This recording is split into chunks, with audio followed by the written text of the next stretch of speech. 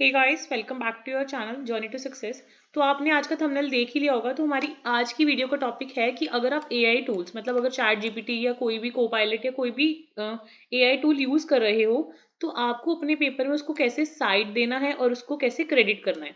आपको पता है कि हम हमारी रिसर्च वर्क में एआई टूल्स यूज कर सकते हैं, बट अगर हम उनको यूज कर रहे हैं तो कैसे एथिकली हमें उनको यूज करना है एंड उनको साइटेशन कैसे करना है। तो सबसे पहले जो भी आपका गाइड है जो आपको पीएचडी करवा रहा है, आपको उसके साथ चेक करना है कि आप किस किस चीज के लिए एआई टूल्स को यूज कर सकते हो। उसके बाद आपको पता है कि जो एआई जनरेटेड टेक्स्ट होता है वो काफी ज्यादा इवॉल्विंग होता है एंड बहुत सारी गाइडलाइंस होती हैं वो उसको ऑब्स्ट्रक्ट करता है। तो आपको जो एआई टूल्स हैं उनको बहुत ही ज्यादा केयरफुली यूज करना है। सो इन केस अगर आप एआई जनरेटेड टेक्स्ट को या कंटेंट को अपने पेपर में यूज कर रहे हो तो आपको प्रॉपरली उसको एक्नॉलेज करना पड़ेगा और उसको साइट करना पड़ेगा। तो उसको साइट करने के बहुत सारे वेज हैं एंड ऐसे नहीं कि आप डायरेक्टली उसको यूज कर लोगे, आप जस्ट उसको आइडिया जनरेशन के लिए यूज कर सकते हो।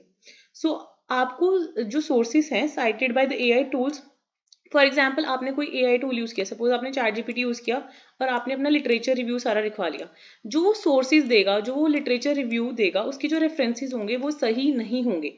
So without verifying them with yourself you should not use the resources that the AI tool is giving to you. So आपको जो रेफरेंसेस हैं वो डायरेक्टली साइट नहीं करने, क्योंकि जो AI टूल्स आपको रेफरेंसेस देता है वो ज्यादातर फेक होते हैं और इनएक्यूरेट साइटेशंस होते हैं।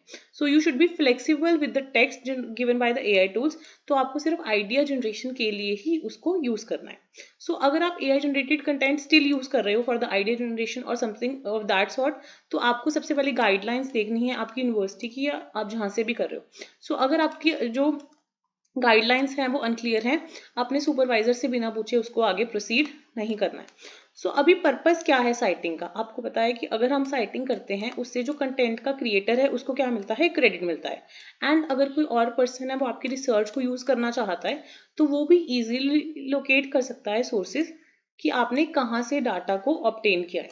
तो ये हमारा मेन पर्पस होता है साइटिंग का। तो आपको पता है कि जो साइटेशन होती है उसके बहुत सारे स्टाइल्स होते हैं। हमारे पास साइटेशन के बहुत सारे स्टाइल्स होते हैं।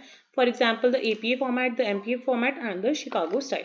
सो अगर हम एपीए स्टाइल की बात करें तो उसके लिए हम क्या यूज करेंगे। सो कुछ गाइडलाइंस हैं for citing the AI tools in the APA format. So अगर आपका जो टेक्स्ट है वो एआई जनरेटेड है तो आपको कैसे साइटेशन देनी है, तो इसका मैंने एग्जाम्पल दिया है एपीए फॉर्मेट में। सो सबसे पहले आपको ऑथर लिखना है, देन आपको डेट लिखनी होती है, देन आपको नेम ऑफ द टूल लिखना होता है, then version of the tool लिखना होता है, देन आपको एलएलएम मॉडल बताना होता है एंड देन उसका यूआरएल मेंशन करना होता है।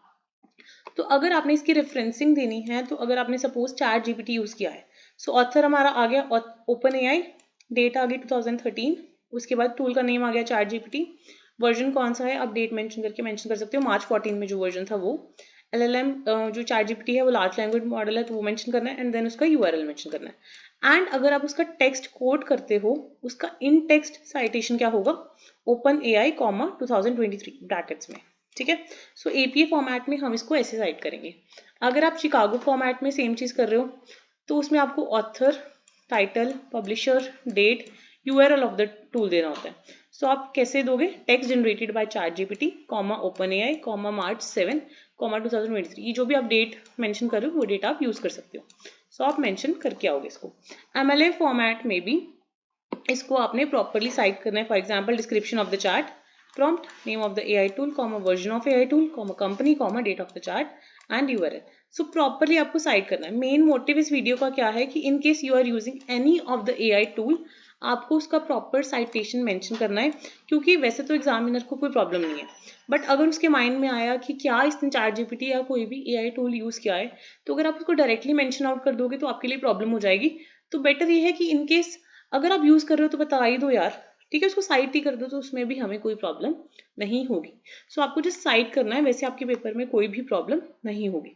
सो if you are using the AI tools that should also be used ethically. ठीक है।